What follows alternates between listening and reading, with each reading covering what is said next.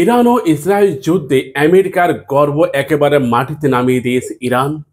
আমেরিকার F-35 যুদ্ধ বিমান, তাও একটি নয়, দুটি নয়, তিনটি F-35 যুদ্ধ বিমানকে ভূপাতিত করেছে ইরান। গত কিছুদিন আগে ফ্রান্সের রাফায়েলকে ভূপাতিত করে ফ্রান্সকে রীতিমতো গলা ধাক্কা দিয়ে বিশ্ব মডল থেকে বের করে দিয়েছে পাকিস্তান। এবার ইরান আমেরিকার সেম একই পরিণতি ঘটিয়ে দিয়েছে।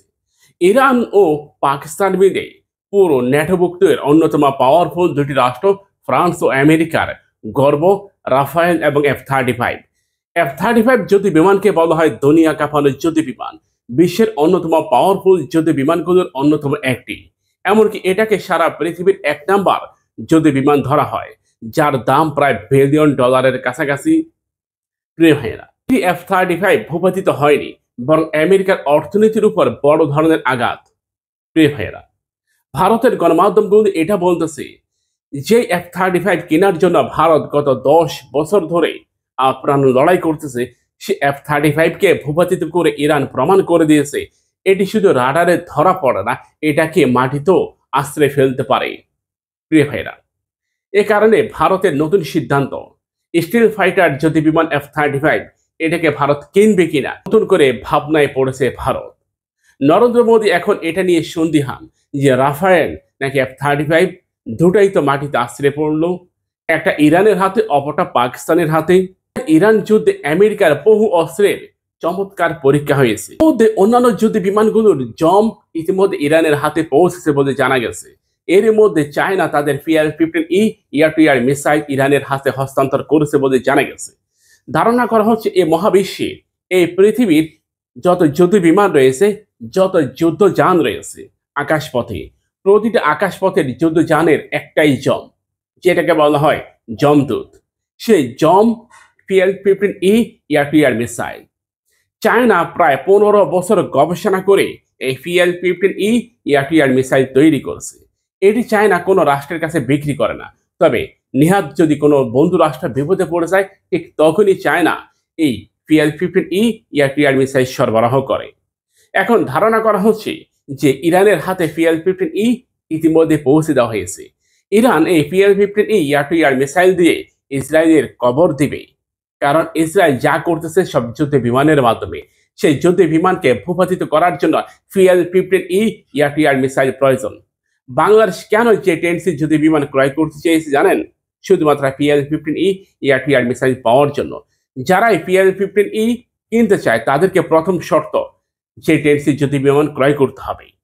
প্রিয় ভাইয়েরা, তা ইরান নতুন করে ভাবতেছে আদতে ইসরায়েলের কতগুলো যুদ্ধ বিমান তারা আগামী কয়েকদিনের মধ্যে ভূপাতিত করবে। এটি শুধু একবার নিক্ষেপ করে দিলেই এনাফ, এটি একবার নিক্ষেপ করে দিলেই এনাফ। এরপর এই মিসাইল নিজে থেকে খুঁজে বের করে তার টার্গেটকে। আর এটি হাইপারসনিক গতির মিসাইল। পৃথিবীতে এমন কোনো যুদ্ধ বিমান তৈরি হয়নি যে PL-15E এয়ার টু এয়ার মিসাইলকে ফাঁকি দিতে পারে। এটি এমন একটি মিসাইল। প্রিয় ভাইয়েরা, চায়না তার সর্বোচ্চ গতিশীল যুদ্ধ বিমানকে দিয়ে এই PL-15E পরীক্ষা করেছে। চায়না, যেটার দাম প্রায় বিলিয়ন ডলার, অর্থাৎ শুধুমাত্র একটা মিসাইলকে পরীক্ষা করার জন্য তারা বিলিয়ন ডলার নষ্ট করে দিয়েছে।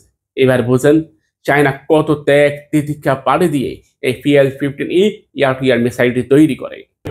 আমাদের চ্যানেলটিকে সাবস্ক্রাইব করুন, পাশে থাকা বেল বাটনে ক্লিক করে আমাদের সাথে যুক্ত হন। বাংলাদেশের সামরিক সক্ষমতা এই মুহূর্তে বাড়ানো দরকার।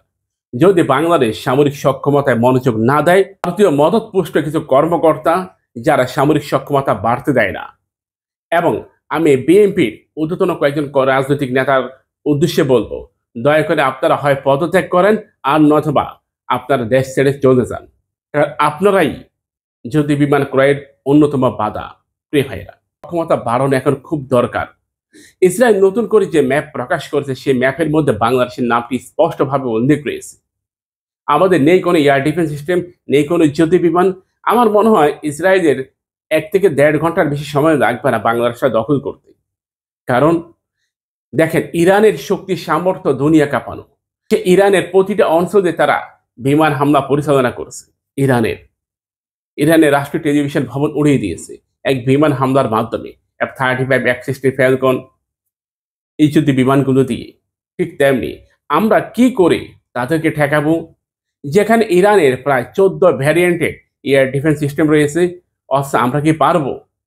আমাদের নেই কোনো এয়ার ডিফেন্স সিস্টেম, নেই কোনো যুদ্ধ বিমান, আমাদের কিছুই নাই। আমাদের এই মুহূর্তে সক্ষমতা খুব প্রয়োজন। যদি না করতে পারি তাহলে আমরা ধরা খেয়ে যাব। আশা করি কেউ খারাপ চোখে দেখবেন না, খারাপ ভাবে নেবেন না। আমি আমার রাষ্ট্রের কথা বিবেচনা করেই এমনটা মনে করি। আমাদের অনেকেই তো আছে, তাদের বিরুদ্ধে কিছু বললে তাদের রক্ত গরম হয়ে যায়, অথচ তারা সক্ষমতাকে এগিয়ে নিতে চায় না। আশা করি কথাগুলো রাষ্ট্রের উন্নয়নে কাজে লাগাবেন। ইরান ও ইসরায়েল যুদ্ধে আমরা এটা দেখতে পাচ্ছি যে আকাশ টু আকাশের যুদ্ধ হয়। ভারত ও পাকিস্তান সেম একই অবস্থা, ইয়ার টু ইয়ারের যুদ্ধ। ইরান ও ইসরায়েল ইয়ার টু ইয়ার যুদ্ধ। কোন যুদ্ধ কি সম্মুখ যুদ্ধ হচ্ছে? সম্মুখ যুদ্ধ কি হচ্ছে? হচ্ছে না। মিসাইলের মাধ্যমে, ড্রোনের মাধ্যমে এই যুদ্ধগুলো হচ্ছে।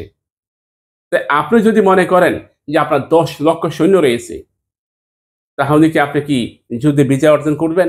না, ব্যাপারটা এমন নয়। যুদ্ধে বিজয় অর্জন করতে গেলে আপনাকে আকাশ প্রতিরক্ষা ব্যবস্থা তৈরি করতে হবে। আপনি জানেন রাশিয়া ইউক্রেন যুদ্ধে রাশিয়া সম্মুখ যুদ্ধ করেছিল, মুখোমুখি যুদ্ধে।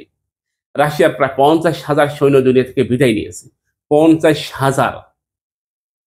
এরপর রাশিয়া যখন এটা বুঝতে পেরেছে, না, আমাকে আকাশে যুদ্ধ করতে হবে, রাশিয়া তখন তার ক্রুজ মিসাইল সবগুলি ব্যবহার করেছে। তা আমাদেরকেও আমাদের আকাশ প্রতিরক্ষা ব্যবস্থা তৈরি করতে হবে। এয়ার টু এয়ার মিসাইলের দিকে, এয়ার টু এয়ার যুদ্ধের দিকে আমাদের হাঁটতে হবে। ইনশাআল্লাহ, আশা করি বুঝতে পেরেছেন। আমাদের চ্যানেলটিকে সাবস্ক্রাইব করে পাশেই থাকুন এবং বেল বাটনে ক্লিক করে আমাদের সাথে যুক্ত হন।